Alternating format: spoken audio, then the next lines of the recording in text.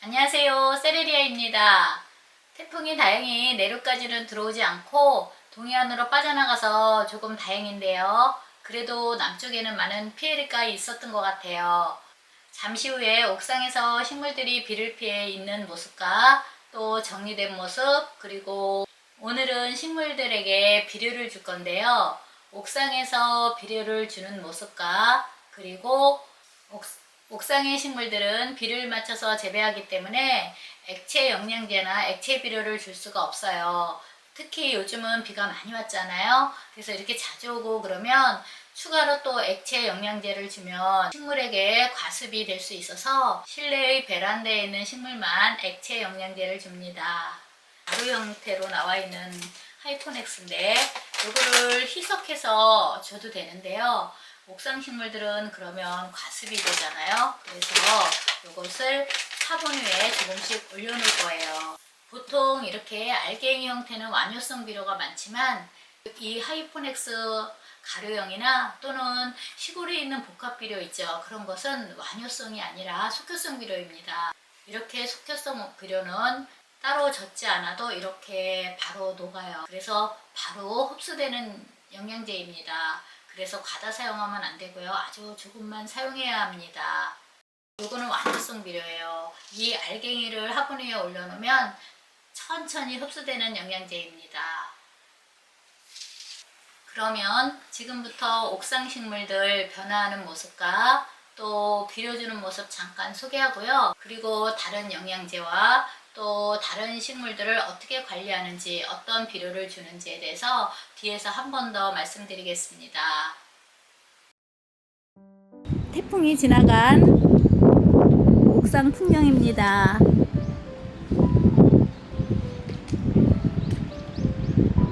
객원 식물이 들어간 자리에는 개발 선인장을 좀 놓았고요. 베란다 자리를 비워야 해서요. 그리고 선인장들도 피난을 가서 많이 있진 않지요, 평소보다. 태풍 피해는 없고요. 내륙까지 관통을 하지 않아서 유카만 혼자 이렇게 쓰러져 있네요. 세워놓으면 될 것 같고요. 그리고 이렇게 선인장 자리는 다이도 없어졌고요. 청소를 좀 해야겠죠. 호야는 그대로 오름비 다 맞추면서 이렇게 재배하고 있고요. 알로에도 그대로 이렇게 비 맞추면서 재배하고 있습니다. 비를 조금 피해줄 수 있다면 며칠씩 오는 비에는 알로에도 피해주는 것이 더 좋습니다. 그리고 이 안에 비를 피하는 자리가 있는데요. 이 안쪽에 이렇게 선인장과 유묘들을 집어넣었습니다. 1시간 정도 지금 정리된 모습입니다. 아프리카 식물 자리에 자리가 좀 벼서 개발 선인장 중 일부를 이렇게 들여놨고요. 캐로석도 좀 이렇게 들어와 있습니다. 일부의 아프리카 식물은 이쪽에도 있고요. 또 저쪽 다른 쪽에도 있습니다. 두 군데에 나누어져서 아직 이렇게 있고요. 지난번에 보여드린 아데니움들은 이파리들이 모두 떨어지거나 누렇게 되었는데요. 여기 있는 아데니움들은 계속 옥상에 있었기 때문에 자리 이동이 없어서 이렇게 푸른 잎을 유지하고 있는 거예요. 9월 성장기를 맞이해서 식물들에게 영양제를 한번 주려고 합니다.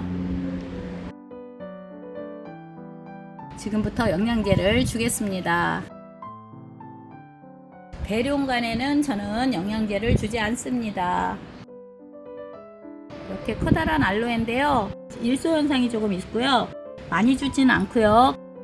비료를 줄 때는 식물에게 직접 닿지 않게 이렇게 끝쪽에 조금씩만 줍니다.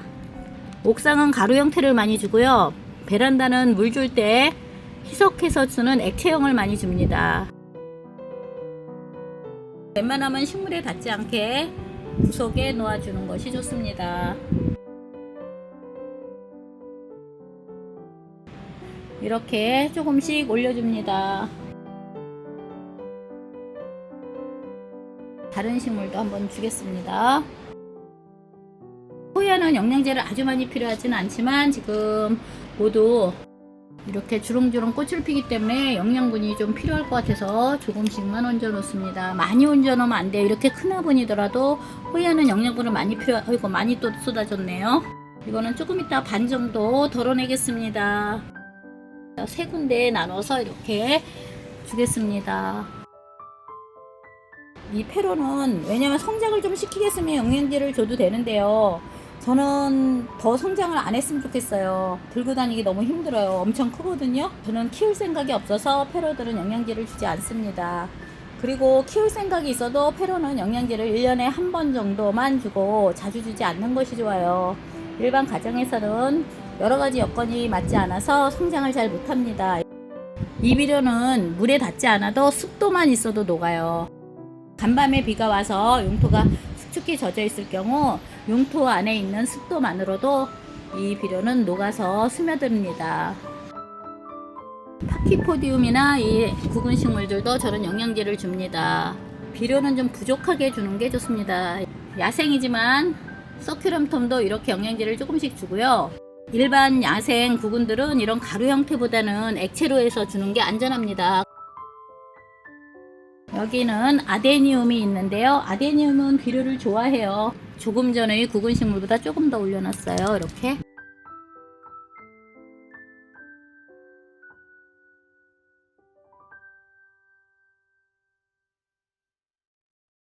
그러면 지금부터 제가 실내에 있는 식물들 영양제 주는 것을 보여드리겠습니다. 저는 이 하이포넥스를 가장 많이 사용을 해요. 하이포넥스는 종류가 여러 가지인데요. 그 중에서 이 질소, 인, 칼륨이 60, 15로 된 레이시오넥을 저는 가장 많이 사용하고요. 그 외에 개화하는 시기에는 이 개화 촉진액인 질소가 0인 이 영양제를 사용합니다. 이것도 하이포넥스인데요. 하이포넥스에서 이거 말고도 다른 영양제도 나오고요. 또 이거 검색을 해보시면 많은 영양제가 있습니다. 요만큼 정도 희석하겠습니다. 그래서 한 1000대1 정도 희석하면 되는데요. 이런 스포이드가 없으면 이런 수저로 요 레이션 원액을 이 정도 넣으면 됩니다. 이 정도 넣어서 사용하면 돼요. 이런 간엽에도 물을 주는데요. 저는 물 주듯이 조금 넉넉히 줍니다. 그래야 뿌리까지 흡수하게 조금 연하게 희석을 했잖아요. 만약에 진하게 희석했을 경우는 이렇게 많이 주면 안 되고 살짝 뿌려주시고요. 그래서 이것은 카랑코에인데요. 카랑코에도 이렇게 줄 수 있고요. 선인장에도 줄 수 있고요. 또 이런 저는 아프리카 식물에도 야생에도 살짝 이렇게 뿌려줍니다. 야생은 영양분을 너무 과다하게 주면 옷자라니까 실내에선 살짝 이 정도로 뿌려서 이렇게 영양제를 주고요. 또 이런 호야 같은 경우도 영양제를 줍니다. 국내에서 구할 수 있는 영양제로 보여드리겠습니다. 이 정도 화분이면 조금 이 정도를 이렇게 올려놓습니다. 이 알갱이 비료는 흡수하는데 한 3개월 정도 걸리거든요. 물론 종류에 따라 6개월 걸리는 것도 있고요. 이거는 설명서에 그런 게 나와 있지는 않은데요. 어떤 거는 이게 지속 시간이 나와 있는 것도 있어요. 그래서 한 3개월 정도, 빠르면 1개월, 그러니까 1개월만 해도 흡수가 될 수 있죠. 그것은 이제 공중 습도라든지 여러 가지 영향에 의해서 이렇게 흡수되는데요. 빠르게 바로바로 흡수되는 것이 아니라서 좀 안전하게 줄 수 있고요. 액체 영양제를 주고 싶으면 동네원에서 구할 수 있는 건 이런 것도 있어요. 요거 반병이나 3분의 1병을 이 2리터 물에 희석해서 조금 아까 뿌려준 것처럼 이렇게 주면 됩니다. 이런 약재를 사용하는 것이 싫어하시는 분들은 이런 EM액은 이 원액도 있고요. 바로 뿌려도 되는 것도 있어요. 그래서 희석돼서 나오는 스프레이형 제제도 있거든요. 잎에 활력이 생기면서 생기가 있고요. 좀 식물이 자라는데 도움을 줍니다. 이것은 원액이라 이런 원액의 경우는 이런 2리터 용기에 한 뚜껑 정도만 희석해서 넣어 뿌려주고요. 잎면에 살포할 때는 조금 더 진하게 살포해도 돼요. 비료는 조금 사용하는 것이 안전합니다. 조금 모자라게 사용하는 것이 좋죠. 잘못 사용해서 비료가 가다하면 이 식물체의 체액보다 이 용토의 체액이 더 짙어져서 상투 현상에 의해서 식물이 고사하기도 하고요. 비료를 주는 시기는 분갈이를 한 바로 직후에는 주지 마시고요. 그때는 뿌리가 흡수할 상태도 안 되고요. 또 분갈이 한 후에는 흙에도 영양분이 가득하기 때문에 한 달 정도 지나서 비료를 주는 것이 좋고요. 비료는 봄에 또 가을에는 겨울 휴면하는 식물은 9월에 주고 10월, 11월에는 비료를 주지 않는 것이 좋습니다. 식물체가 이렇게 성장이 빠른 식물들은 봄에 2번, 가을에 2번 주셔도 되고요. 또 조금 성장을 둔화시키고 싶으면 봄에 한 번, 가을에 한 번, 가을 중에서는 9월에 주는 것이 좋겠지요. 그렇게 비료를 주시면 됩니다. 조금 있으면 추석인데요. 저는 추석 이후에 또 찾아뵙겠습니다. 명절 잘 보내시고요. 오늘도 이렇게 봐주셔서 너무나 감사합니다.